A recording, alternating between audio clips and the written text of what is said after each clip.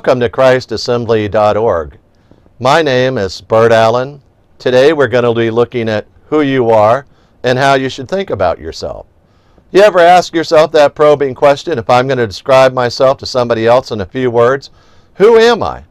Am I an accountant? Am I a mom, a dad? Am I a student? Who am I? What do I do for a living? More important than what do you do for a living as far as work goes, how would God describe you? How does he want to describe you?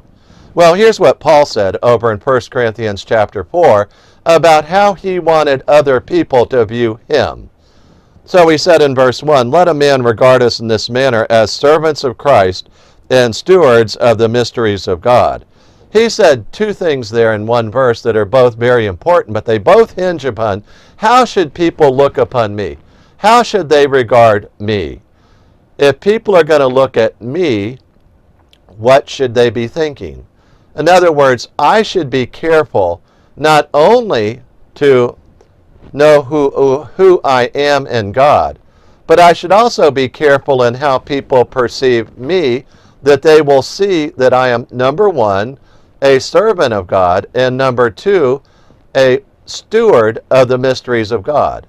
Those two things. Will people look at you and go, oh yeah, that guy, that woman, that girl, that boy, that person is a servant of God. But the better word is not servant. That means something you do voluntarily. God says in the Bible that through the blood of Jesus Christ, he bought you, he owns you, and you are his slave forever. You are a slave of righteousness. You are not your own. You've been bought with the precious blood of Jesus Christ, a price we could never match or pay. So, when you want other people to think about you, do they recognize that you are a slave of Jesus Christ? Number two, are you a steward of the mysteries of God? And you go, oh yeah, I know what a mystery is. It's something that's still wrapped in an enigma. We don't know what it means. But in the New Testament, it means just the opposite. In the New Testament, a mystery is defined in Romans 16 and Colossians 3 as something that was hidden in the ages past, but now through the wisdom of God has been revealed through the apostles and prophets of the New Testament. In other words, the mystery of Christ is that he came, died on a cross, was resurrected, and ascended, but he also brought both Jews and Gentiles into the church, one church. Christ is one Savior for the whole world, both Jews and Gentiles. Steward of the mystery of Christ. So number one, when people look at you, you should be thinking, I want them to recognize me as number one, a slave of God, and number two, a steward of the mysteries of Christ. If you don't know what the mysteries of the New Testament are, I did a long video series on that, and you can go through the mysteries of the New Testament on YouTube. But in verse 2 he said, in this case, moreover, it is required of stewards that one be found faithful. So think about this with me for a minute. If somebody were to look at your life and go, I'm going to regard Bert Allen, but use your name, I'm going to regard Joe or Sally or whoever you might be, I'm going to regard them as a faithful minister of the mysteries of God. Do people see you like that? Does your life testify to that? Do you use your spiritual gifts every day to the glory of God? Do you even know what your spiritual gifts are? Let me urge you to know and use your spiritual gifts every day as a minister, a daily minister for Christ. You see, Paul's saying faithfulness really counts with God. Faithfulness. Are you faithful about being a slave of God every day? Are you faithful about being a steward of the mysteries of God? God made those wonderful revelations in the New Testament that we would use them, live by them, and proclaim them to the world around us that needs to know Christ desperately. They're going to hell without him. But in verse 3 he continues. So in verse 3 he said, but to me it is a very small thing that I may be examined by you or by any human court. In fact, I do not even examine myself. Paul says, if some of y'all at Corinth have cold feet about my apostleship and who I really am, though I labored there in Christ among you for more than 18 months, if y'all are having a little doubt about that, realize that if y'all need to examine me, that's fine. As a matter of fact, if any court needs to examine me, and Paul has already been to court many times where he's been examined for his faith in Christ, beaten, abused, jailed, all kind of bad things happened to Paul after going to court. But here's the thing. Paul said, it's a very small thing if y'all want to examine me. Okay, they're going to judge him down. They're going to look at him. They're going to pass judgment upon Paul. Paul says, I understand that people, even believers, will be judging me all the time. And I understand that. But I want you to know, as you're judging me, that I'm not really worried about your judgment about me. You see, in verse 3, he emphasized that that's a very small thing. And he said, I don't even examine myself. Well, why don't you do a little self-examination every day, Paul? Because in verse 4, he's going to tell us why it's such a small thing that humans are examining him. Paul first talks in verse 4 about his conscience. So let's start there. For I am conscious of nothing against myself, yet I am not by this acquitted. But the one who examines me is the Lord. So he says, the reason it's such a small thing for humans to examine me and my conduct is because I count on the Lord Jesus Christ to examine me all the time. I live as his slave in his presence on his planet. I live before God who knows every thought, every intention of my heart. He knows who I am and what I do 24 hours a day, and I am okay with that. I'm cool with that every day. But then he turns to his conscience and he says, you know, if my conscience is not bugging me, if I'm not conscious of sin, that doesn't acquit me. It's not a subjective standard here. It's not what's good for you is okay. You know, a friend of mine struggles with homosexual sex. And from time to time, even though he's a believer, he has trouble with that. And you go back and you think about this because his friends and acquaintances and people he knows bombard him with, don't struggle against that. Just do what you want. It's okay to do anything you want. Please yourself, live for yourself. My friend knows that God's word says all sex outside of marriage of any kind is all evil. No matter what your heart says, no matter what your feeling says, whatever you're feeling that day, ignore it. Go with what God says. Because we need to be slaves of God, stewards of the mysteries, found faithful. We don't care what other people think.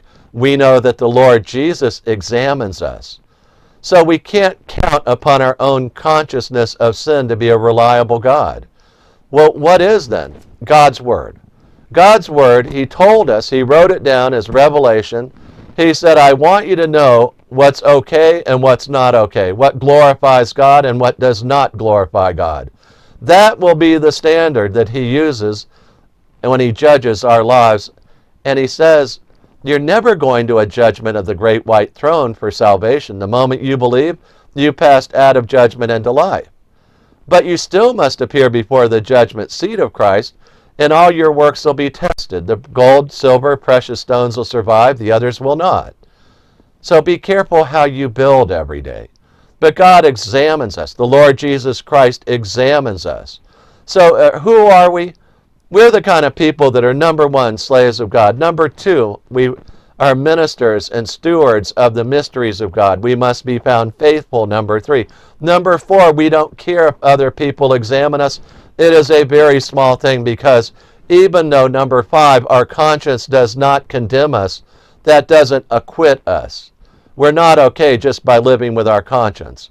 No, we're okay when we realize that the Lord Jesus Christ examines us, and we want to be found faithful. We want to be found as a slave doing our Master's will. Let's pray. Father, we thank you for your word. We pray that we'd all be daily ministers for Christ, using our spiritual gifts every day to the glory of God. Lord, we pray your blessing upon us and our friends and our family, that we would all be these slaves of Christ that you desire, that we would always be faithful stewards of the mysteries of God, that we would always be counting upon you, Lord Jesus, to examine us every day. May we live to please you because we love you, and may we love you more. In the name of Jesus we pray, amen. Hallelujah. Before I close the video, I'd like to share with you 4 verses about eternal life. I often ask people this simple question: why should Jesus let you into heaven? And the answer to that question surprises many people because it comes from the Bible and it's simple and it's clear. Most folks, when they hear that question, they tell me, well, I've been good, or tried to do more good than bad, or I tried hard, or I've done a lot of nice things, and I hope God will let me into heaven. They somehow think if their good works outweigh their bad works, that God will let them in. But God says, actually, I'll let people into heaven because of a free gift. But the story from Jesus starts with 4 verses, and I'm going to read them one at a time. Romans 3:23 says, "For all have sinned and fall short of the glory of God." Romans 3:23. You see, for every person who lives today on earth in human flesh, we've all sinned, every one of us. We've all told a lie. We've all done or said something that made somebody else angry, and we were doing it out of anger ourselves. We've all done things to hurt other people at one time or another. God says that's all sin, and I look upon that as falling short of my glory, God says. God says we should never fall short of his standard, which is the glory of God. Well, is it serious that we've sinned? Should I be worried about that? Everybody sinned. Why should I worry? Well, consider Romans 6:23. For the wages of sin is death, that all of us deserve the death penalty. At the moment we sinned, we incurred the death penalty for the smallest sin or the biggest sin. I'm happy that Romans 6:23 continues and says, "But the free gift of God is eternal life in Christ Jesus our Lord." You see, if you've been listening carefully and thinking about what the Bible says, so far we've learned that we're all sinners, we all fall short of the glory of God, and we all deserve the death penalty. This doesn't sound like good news until you read the last part of that last verse. It says that God has a free gift for all of us. It's in Christ Jesus our Lord, and it's eternal life. The free gift of eternal life that only Jesus Christ can give you. He said he's the way, the truth, and the life. No one comes to the Father but through him. Why would God offer us this great gift if we're all sinners? Well, Romans 5:8 tells us. It says, "But God demonstrates his own love toward us, in that while we were yet sinners, Christ died for us." He died for us. He died in our place. God loves sinners like you and like me.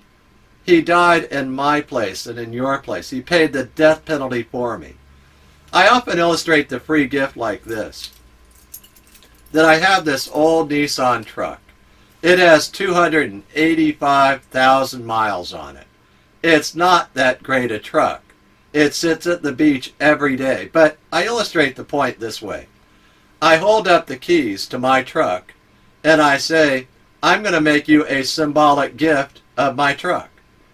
But until you take the keys out of my hand, it's not your truck yet. Well, let me tell you what I mean. A lot of people have been going to church for years. They know all about Jesus. They can quote verses about Jesus. But they know in their heart that they're not quite right with God. And there's never been a day in their life where they've been born again and they know it.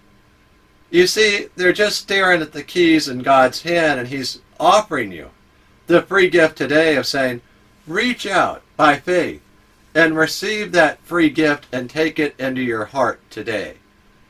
Receive the free gift. Okay, how do we do that? Well, Romans 10:9 tells us how to do that. It says that if you confess with your mouth Jesus is Lord and believe in your heart that God raised him from the dead, you will be saved. And he means saved from the death penalty, eternal destruction. So we can receive that free gift right now by faith, and we can pray a prayer together. I urge you to pray with me. I'm going to pray it right now. Lord Jesus, I thank you that you love me. I confess that I am a sinner and I fall short of the glory of God. I confess too that I deserve the wages of sin, which is death. But Lord, you offer me the free gift of eternal life in Christ Jesus our Lord. I accept that free gift right now. I believe that you love me and that God died on the cross for me, that Jesus Christ is God, and He died on the cross for me. You paid the death penalty for me, Lord Jesus. Thank you so much. I confess with my mouth Jesus is Lord, and I believe in my heart that God raised Him from the dead. I repent of my sins, and I accept that free gift, Lord. Thank you so much that you have forgiven me. In your name I pray. Amen. Now, if you prayed that prayer with me, I'd love you to send me an email and we'll rejoice together. Send me the email at friend@christassembly.org. That's friend@christassembly.org. I look forward to hearing from you. Hallelujah.